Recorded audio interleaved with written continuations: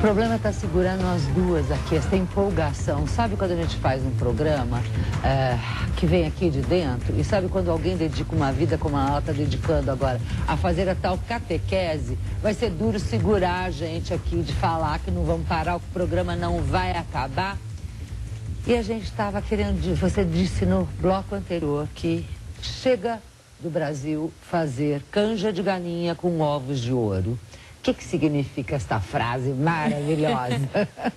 A nossa galinha de ovos de ouro é a nossa cultura, que é absolutamente única e extraordinária. Quando você olha as prioridades, por exemplo, em termos de orçamento, você vê que não é considerado uma coisa prioritária. Aliás, impostos é uma coisa inacreditável. ISS tem coisas, entrada de cinema, de museu, etc., paga mais ISS como se fosse cigarro ou automóvel, álcool, porque é luxo. Alcoólica. É incrível. Teatro é luxo, cinema é luxo, é incrível. E não uma coisa essencial. De formação do indivíduo. E de transformação do mundo, porque se a gente for ver, os maiores... Por isso, por exemplo, que a cultura está entrando como quarto tripé da sustentabilidade, porque os maiores problemas que a gente enfrenta atualmente, na verdade, são de caráter cultural. E então, se você não muda a cultura é o jeito de pensar e de fazer. Nesta altura do mundo, o que a gente precisa é mudar este jeito de pensar e de fazer. Eu desenvolvi um método para trabalhar que chama santo de casa faz milagre. Porque esse ditado é terrível. Porque se o santo de casa não faz milagre, quem é que faz? Então, quando você chega, por exemplo, e a chave também do desenvolvimento está cada vez mais em desenvolvimento local, é nos municípios e nas cidades. Você chega numa cidade e pergunta, o que tem aqui? Eu chego numa praia linda do Nordeste ou do Espírito Santo. Eu falo, o que tem aqui de especial? Nada. E aí, como nada? E aí você começa a tirar.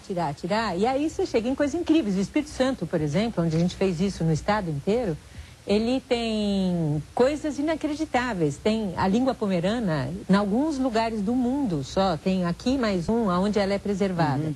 Então, você tem um lugar que tem uma combinação de gastronomia, turismo, artesanato, cultura, que é uma galinha de ovos de ouro fascinante, mas ninguém sabe. Então, isso não é usado dentro da formulação de políticas. O próprio São Paulo Fashion Week se transformou muito rapidamente na maior acho que é a quarta semana de moda do mundo, e como evento é o maior. Em todos os outros países onde tem semanas de moda desse tamanho, é uma coisa que tem o apoio do governo. Aqui não. É iniciativa privada. É totalmente privada. Quando você diz isso, eu vou na cidade, eu vou nas localidades, tal, de vez em quando eu me entristeço quando eu vou. E, por exemplo, em vez de ter um comércio pequeno de rua, de ter essa coisa mais artesanal, de repente eu vejo um empreendimento, um shopping com as marcas... Não que eu seja contra elas, mas enfim. Mas entre uma coisa e outras duas, né? Você precisa ter os dois, que é isso. Assim. Isso é uma questão que, daí a catequese precisa ainda mudar. Porque as cidades precisam entender, por exemplo, se eu tenho um shopping que é igual a um shopping de São Paulo, qual é o diferencial que eu vou... Se eu estou fora de São Paulo, eu quero outra coisa. E cada vez mais as pessoas vão ser assim, as pessoas se deslocam muito, elas querem coisas diferentes. E isso é um pouco resultado da nossa colonização. A gente ainda quer provar que a gente é civilizado, entre aspas. Então, as cidades menores ficam tentando ficar com cara de cidade grande, não com cara daquilo que elas são, etc. Então, o importantíssimo para o futuro e para a economia criativa é você manter a sua identidade. Lógico que com inovação, com tecnologia, com qualidade, etc., mas trabalhando em cima daquilo que te é próprio. E não tentando imitar mais na catequese. Por exemplo, você fala, fiz um trabalho no estado do Espírito Santo. Governos locais... Sebrae tem um papel importantíssimo aí. Sebrae sempre foi vanguarda, foi um dos primeiros a perceber a importância da cultura e do criativo para os negócios. Governos de estado, sim. Empresários. Empresários muito menos do que eu gostaria. Eu adoraria, por exemplo, fazer catequese dentro da Fiesp, porque as indústrias... Paulo Scaff, o Horácio Laffer Piva, que antecedeu Paulo Scaff na Fiesp, está aqui, por exemplo, e faz parte de grupos, não é? Agora, por que não na Fiesp, não é? Pois é, porque a indústria brasileira enfrenta um problema sério e uma das soluções que é essa, trabalhar em cima da sua própria cultura, valores, identidade, etc. E isso não é conhecido.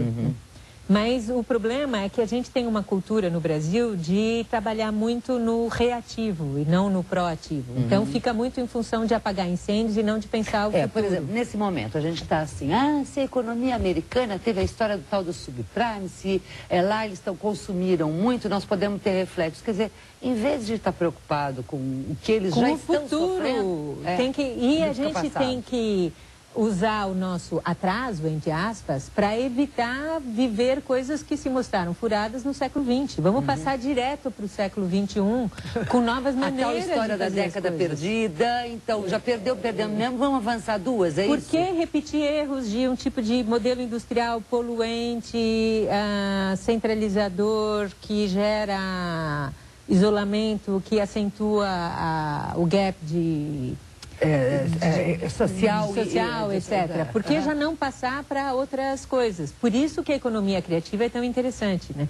E no Brasil, de lideranças governamentais, o Gil tem tido um papel muito grande, ministro né? da Cultura. E, inclusive, quando ele aponta que a moda é uma questão estratégica para o país, algumas empresas de ponta, sim, e os organismos multilaterais. Então, os organismos multilaterais são formuladores de políticas, né? Eles propõem aos governos, olha, presta atenção nisso, que isso é um caminho. Então, no Brasil, essa discussão, por exemplo, começa com a UNCTAD 11, que era com a UNCTAD 11, a reunião da Conferência das Nações Unidas para o Desenvolvimento, que vai ter uma próxima, agora em abril. Em abril, tá. E foi quando começou essa discussão no Brasil. Nisso também mudará certamente esse conceito meio de país desenvolvido, subdesenvolvido, emergente. É totalmente outro, é isso? Totalmente outro. Assim, uma luz. Totalmente outro, porque depende do tipo de régua que você usa. Se a gente usa réguas só numéricas... Aí a gente, por exemplo, o PIB é um jeito de medir riqueza absolutamente estúpido. Porque é um jeito onde, por exemplo, todo investimento em educação é gasto e não é investimento. Mas se você tem como mensurar recursos culturais, recursos naturais, capacidade de cooperação, todas essas outras coisas que estão sendo muito estudadas, né? Você inverte. Mensurar isso é complicado. Aliás, a grande questão agora é essa. Porque toda a economia, cada vez mais, é baseada em intangíveis, em coisas que não são materiais. Porém, toda a nossa economia só sabe medir o tangível, o material. E como faz? Aqui mede tanto. Se o ar aqui está gostoso, eu não tenho como medir, Então, o que eu digo é que o que a gente tem feito é como se a gente estivesse tentando medir litros, tem volume, 3 dimensões, com régua. Quando se você tivesse réguas adequadas, o tamanho da economia criativa seria muito maior. E é interessante você pensar, por exemplo, imagina música e audiovisual. Será que eles são de fato importantes? Talvez não. Então vamos imaginar o que aconteceria se eles não existissem. Se não tem música e audiovisual, tem indústria eletrônica? Não tem, porque vai fazer para quê? Para que será que servem os sistemas de satélite? Porque o satélite, como função estratégica de país, de olhar o território, etc., tem um uso muito pequeno. 70% é para transmissão de conteúdos. O que acontece com esses conteúdos? O que será que acontece com a urbanização? Os shopping centers, será que seriam os mesmos se não tivessem os cinemas? E por aí vai. Então, quando a gente começa a mudar as nossas réguas, a gente começa a ver que o tamanho e a importância daquilo que a gente está falando, que é tudo aquilo que tem a cultura e a criatividade como matéria-prima, é enorme. E a ideia de chamar de economia criativa, na verdade, nada de novo foi inventado. O que tem é juntar todas essas coisas debaixo de um mesmo guarda-chuva para formular políticas. Porque isso que é importante. Elas precisam de políticas adequadas e da criação de um ambiente favorável. E enquanto não existe a percepção dessa importância, isso não se desenvolve. A gente deu apenas uma pílula. Óbvio que o tempo da gente... A gente ainda é medido aqui também. Aqui temos uma régua, tem um cronômetro, tem tempo, tem limite.